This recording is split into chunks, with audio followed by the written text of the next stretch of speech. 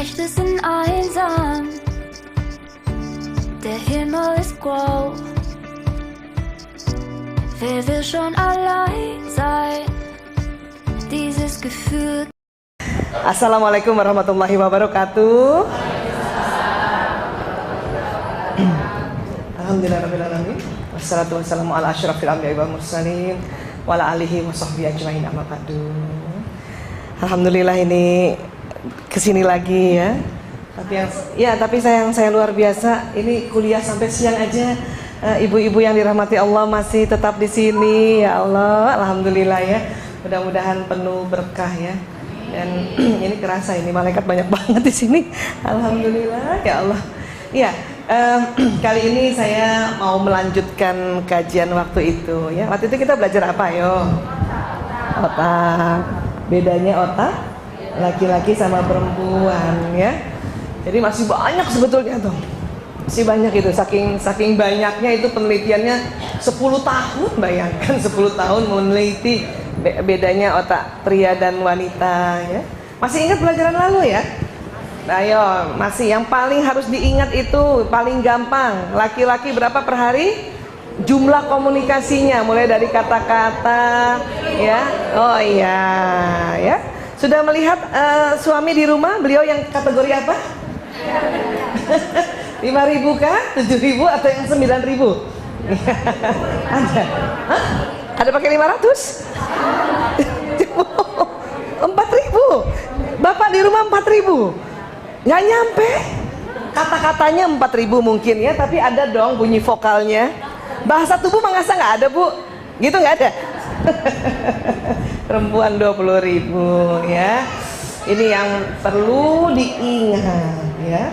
Siapa punya anak laki-laki pada sekarang ini? Nah ya, ingat waktu masih kecil sampai nanti umur 18 tahun, otak mananya yang berkembang duluan kalau laki-laki?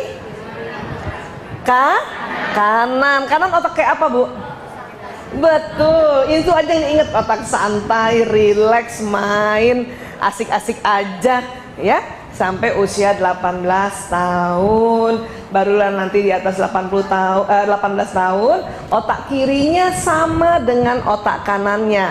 Dimana otak kiri itu otak analisa, otak memikirkan, ya, otak menghitung. Jadi yang punya anak laki-laki masih SD, SMP, sabar sampai mahasiswa ya. Ini yang harus diingat ya. Kalau perempuan jelas, anak perempuan kiri kanannya berkembang bersamaan, tapi kanannya perempuan kalah dengan kanannya laki-laki. Ini harus saya ulang-ulang terus. Bukan buat ibu sebetulnya, buat saya. Karena anak lakinya 4 ya. Iya, jadi saya harus ingat, ya Allah, anak lakiku 4. Kenapa Allah ciptakan laki-laki kanannya duluan yang mendominasi? Karena laki-laki adalah makhluk yang harus kreatif, harus punya apa istilahnya ya, ide banyak. Karena kanan tuh ide ya, ide, kemudian hikmah di kanan, hikmah ya. Anak laki-laki kita bu, waktu itu saya sudah pernah sampaikan, kalau kita sedih, dia tahu ibunya sedih, tapi nggak perlu tahu kenapa ibunya sedih. Ingat ya, nggak perlu tahu. Pokoknya ibu sedih lah, udahlah. Ya, aku jagain ibu sudah, beres. Nggak perlu lagi dia tahu. Kamu mau tahu nggak? Sebetulnya ibu nggak perlu.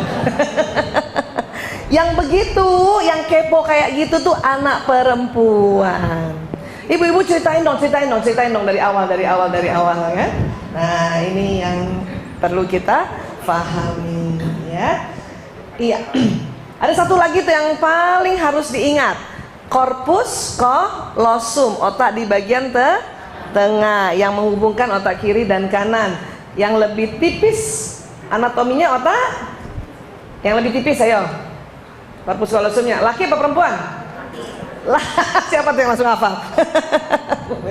Laki-laki. Sehingga karena otaknya lebih tipis, kiri kerja sendiri. Coba minta otak yang kiri kerja sendiri, kanan kerja sendiri. Ini yang membuat laki-laki cepat konsentrasi kalau mengerjakan pekerjaan di depannya. Setelah berapa menit? Ayo, 10 menit ke atas. Jadi kalau anak laki-laki baru buka televisi belum 10 menit, ibunya ajak ngomong masih dengar langsung. Suami-suami juga kalau baru buka gadgetnya terus kita ngomong, dia masih dengar. Tapi 10 menit ke atas, karena seperti ini kondisi otaknya, maka laki-laki fokus. Dan pada saat laki-laki fokus, pendengarannya menurun, bukan berkurang. Perasaan udah diulang kemarin bahwa menurun bukan berkurang. Kalau berkurang itu budak. Tega nih kan ya. Iya, perempuan ingat, karena korpus kolosumnya lebih tebal maka otak kiri kanannya tersambung dengan lebih banyak. Ini yang membuat wanita bisa mengerjakan lebih satu pekerjaan yang berbeda dalam satu waktu. Ya, indah sekali ya Bu. Iya, siapa yang sudah bisa begitu? Siapa yang naik motor bisa pasang alis? Ayo. Ada loh. Kalau naik motor ya tampil goceng dulu kan, bener. Ya, kalau yang naik mobil pasang alis bisa ya. Kebayang nggak kita udah naik mobil, pasang alis, dengar musik, kadang handsfree di sini masih jawab telepon, ngomong sama anak-anak, kadang tangan kita suapin anak-anak. Bisa gitu ya Bu ya? Iya, karena itu tadi Allah ciptakan secara anatomi korpus kolosum wanita lebih tebal 30%. 30%. Ya. Banyak yang tanya sama saya, kalau waria gimana Bu Aisyah? Tuh kan pasti nanyanya gitu. Ntar dulu, dia aslinya laki apa perempuan? Kalau laki-laki tetap korpus kolosumnya lebih tipis. Yang membedakan adalah hormon ya, estrogen progesteronnya. Jadi setiap orang kan punya testosteron, punya estrogen progesteron ya. Katakanlah kita, setiap orang punya hormon laki-laki testosteron ya, punya hormon perempuan estrogen dan progesteron. Nah, cuman kalau kita yang perempuan, komposisinya kalau dibikin literan ya, hormon testosteron kita itu sekitar 3 liter sampai 4 liter gitu. Selebihnya hormon perempuan. Kebalikannya laki-laki juga begitu, hormon testosteronnya yang lebih banyak, yang 7 liter. Tapi laki-laki juga punya hormon perempuan, kurang lebih 3 liter. Suatu ketika ada orang yang hormon, ini orangnya laki-laki, kemudian hormon estrogennya lebih banyak dibanding laki-laki yang normal, katakanlah jadinya 4 atau bahkan 4,5 liter, maka itu tadi ya, caranya sudah mirip perempuan. Apanya? Perasaannya. Tapi tetap tidak bisa mengerjakan lebih dari satu pekerjaan dalam satu waktu. Contoh di kapsalon tuh, capster kayak apa? Kan banyak yang laki-laki itu ya. Kalau perempuan sambil ngebelot sambil ngomong bisa. Yang laki-laki nggak bisa, dia pasti berhenti. Ya, dia gulung. Lo tau nggak Nek? Ibu di sana. Ih. Jadi dia tidak bisa sambil kerja sambil ngomong. Dia berhenti dulu, ya, gitu. Ih, ibu cantik banget, Cin. Iya, begitu juga kalau kita pernah lihat chef memasak. Kalau kita tuh langsung ngomong kan. Ya, ibu-ibu ambil ikannya, potong-potong ikannya, kan gitu sambilnya. Taburi garam, taburi merica, ambil. Yang laki-laki nggak gitu, ya. Ambil ikannya, potong-potong, ya gitu. Walaupun cuman berapa detik, dia tetap laki-laki. Korpus kolosumnya lebih tipis. Sepakat ya Bu ya? Nanti coba deh, mulai sekarang merhatiin. Ya, baik. Ya, yang start yang itu Mbak ya. Cuman karena kita nggak paham, ya, jadi, kita selalu maunya yang begini. Pria berbahu lebar, pinggang sempit, lengan serta tungkai yang bagus. Dulu. Maaf ya. Ya Allah, zaman-zaman SMP gimana gitu. Tapi juga kita mau pria yang begini harus penuh perhatian, lembut, peka terhadap kebutuhan wanita dan pandai komunikasi. Maunya gitu kan? Bisa, tapi jadinya yang begini. Yang lengkap kayak gitu tuh gay, Bu. Ibu pilih mana? Separuh-separuh. Ya, pastinya 88% kita mendapat pria atau kita mendapat suami yang ya, apa yang beda di mana? Jarang punya perhatian, jarang lembut, jarang mengetahui kebutuhan wanita, dan jarang pandai komunikasi. Udah syukur, Bu. Iya. Sudahlah, punjit-punjit dikit nggak apa-apa. Iya, suami saya juga begitu. Punjit-punjit dikit nggak apa-apa ya. Iya, nggak begini gitu kan. Iya, yang begini nih gay. Ini kesepakatan para ahli loh, bukan saya. Ya, jadi ya sudah. Tapi memang nggak bisa dipelajari, Bu Aisyah. Kira-kira bisa belajar nggak? Untuk suami lembu, punya perhatian, bisa. Itu kabar baiknya bisa dipelajari. Ya, bisa dipelajari. Cuman juga tidak bisa kita menuntut mereka seperti kita, ya. Ya, kita lihat lagi. Ya. Wanita kalau lagi kesel, lagi marah, itu susah berterus terang, Bu. Ya enggak? Waktu itu pernah saya cerita juga kan? Mama marah ya? Apa jawabnya, Bu? Nah, tuh sama tuh. Coba kita kumpul semua wanita di dunia, ya, mau dia doktor, profesor, ya, psikolog, psikiater, apapun lah ya, yang katanya pandai-pandai memanage emosi, tetap mama marah ya? Enggak. Selalu memalingkan wajah, tidak bisa bilang iya. Tapi inilah cantiknya wanita. Mama marah ya? Enggak. Tapi udah kemana-mana mukanya. Daripada punya istri yang terlalu open, mama marah ya? Iya, mau apa? Coba 3 bulan begitu sama suami, Bu. Maaf ya. Kita yang salah dah tuh. Iya. Tapi pria berterus terang kalau kesel. Ayah marah ya? Iya. Waktu dia bilang iya, kita yang kaget. Ya. Perempuan harus ditanya berapa kali? 3 kali minimal. Pertanyaan pertama pasti bilang enggak. Pertanyaan kedua juga bilang enggak. Mama marah ya? Enggak. Dia tuh, kita berharap ditanya lagi 5 menit kemudian.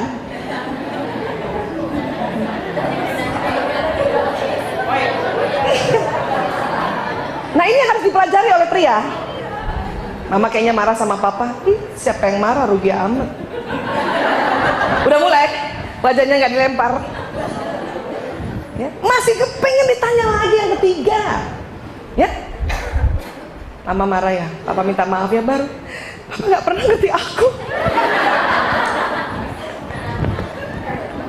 Iya, ya, begitu. Tapi laki-laki nggak begitu. Jelek juga kalau laki-laki begitu. Papa marah ya? Enggak. Mau punya suami kayak gitu? Papa marah sama mama. Ih, ngapain marah? Rugi amat sih. Mau suami gitu. Papa, mama minta maaf ya. Mama nggak pernah ngerti papa. Tuh mati saya. Makanya coba kalau dibalik gitu kan. Ih, aduh. Makanya nggak usah terlalu berharap. Aku ingin kau yang sangat lembut, papa, ini nggak usah deh, ya. Jadinya begitu, ya. Lanjut. Wanita bila tertekan butuh bicara, Bu. Makanya tidak boleh ditinggalkan. Kalau laki-laki dia nggak mau bicara. Banyak laki-laki menganggap otak perempuan begitu. Umi marah ya sama Abi? Enggak. Ya udah, Abi ke musola dulu ya. Ditinggal. Belum ditanya sampai 3 kali. Biar kata perginya ke musola, entek juga Bu. Tahu kita suami kita ke masjid, cuman kita mau ditanya lagi nih, belum 2 kali. Gak pernah ngerti aku. Kalimatnya selalu itu. Ya. Tapi pria, dia pikir kayak perempuan itu kayak laki-laki. Karena pria tidak mau ditanya-tanya tuh, pria nggak mau ditanya-tanya. Kalau suami atau anak laki-laki lagi capek banget, sudah cuma tanya, Papa, Abi capek banget ya. Ya sudah, nanti kalau mau ini panggil aku ya, kalau mau ngomong panggil aku. Udah diemin aja, kasih aja minum, makan, dah siap. Udah diem. Saya pernah bertahun-tahun salah strategi, saking ingin jadi istri solehah. Saya panggil suami saya kan ayah Toto gitu ya. Capek ya? Iya. Kenapa sih Mbok ya cerita sama aku? Aku kan istrimu, ibu dari 5 anak-anakmu, permata hatimu. Suami saya teriak, diam. Aduh, suruh diam. Aduh, salah lagi kan? Ya, katanya gimana? Karena laki-laki pada saat dia tertekan, dia sedang mencari solusi lewat otak kanannya. Gitu. Terus mereka berharap kalau nanti sudah ada solusi, baru mau cerita. Ingat itu. Baik dia anak laki maupun, pokoknya saya laki-laki lah, suami ke ayah kita ke siapapun. Ya, dia cari dulu solusi, baru dia mau cerita. Kenapa? Karena laki-laki mau dilihat sebagai hero, sebagai pahlawan dalam sebuah problem solving. Ya. Jadi kita juga harus mengerti itu. Jangan juga kita merasa, kalau aku aja, aku ceritain semuanya. Ya iya. Kita Bu kalau bisa nih keluar rumah, setiap menitnya kita cerita sama suami ya. Sampai ke Sandung Batu pun kita cerita ya. Iya. Tapi laki-laki nggak begitu. Ya. Jadi ini harus dipahami.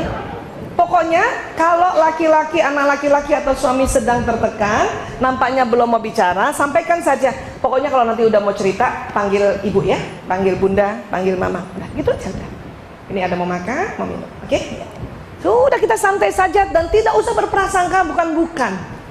Ya, nggak usah juga ngintip gitu tuh, nah tuh kan lagi cari solusi tuh, nggak usah juga begitu.